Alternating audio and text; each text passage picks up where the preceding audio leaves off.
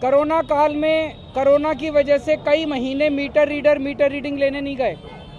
उन्होंने दफ्तर में बैठ के ही अपनी फर्जी मीटर रीडिंग भर दी। उसकी वजह से गलत बिल आने लगे, जनता ने भरे नहीं, उस पर इंटरेस्ट लगता गया, उस पर एलपीसी पेनल्टी लगती गई और बिल लाखों में पहुंच गए। इसकी वजह से पूरी दिल्ली के अंदर हमने एक असेसमेंट किया है, लगभग 11 लाख परिवारों के बिल गलत आ रहे हैं दिल्ली के अंदर। 11 लाख परिवारों के बिल ठीक नहीं किए जा सकते। ठीक करने लग गए 80 साल लगेंगे।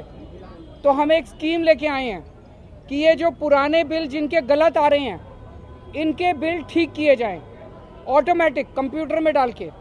जिन लोगों की पुरानी 5 साल में 2 ओके रीडिंग है, उसका एवरेज निकाल लेते हैं।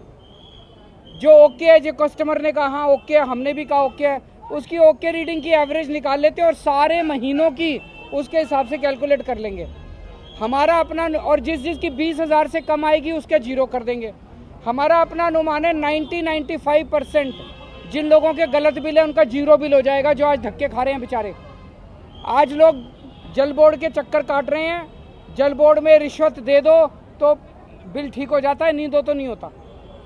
तो मेरा सबसे एक तो ये निवेदन है कि आपको जिन जिन लोगों को लगता है बिल गलत आ रहे हैं, बिल भरने की जरूरत नहीं है, फाड़ के फेंक दो, मैं हूँ, मैं ठीक करा दूंगा। दूसरी चीज़, हम एक स्कीम लाए हैं, उस स्कीम के तहत ये जैसे मैंने बताया ओके रीडिंग वालों का के हिसाब से निकालेंगे तो 95% दिल्ली के 0 हो जाएंगे बिल। लेकिन बीजेपी वालों ने, एलजी बीजेपी के हैं, बीजेपी वालों ने एलजी को कह के ये स्कीम रुकवा दी दिल्ली के अंदर, अफसरों से कह के ये स्कीम रुकवा दी। ये बहुत गलत बात है।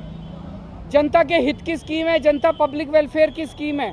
बीजेपी को ये नहीं करना चाहिए। बीजेपी की दुश्मनी आम आदमी पार्टी से है, केजरीवाल से है, जनता से क्यों दुश्मनी निकाल रहे हैं?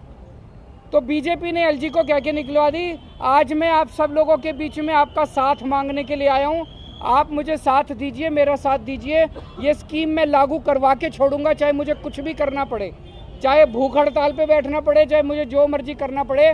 एलजी से जैसे जितने और सारे काम करा दिए, ये वाला काम भी आपका करा के छोड़ूंगा।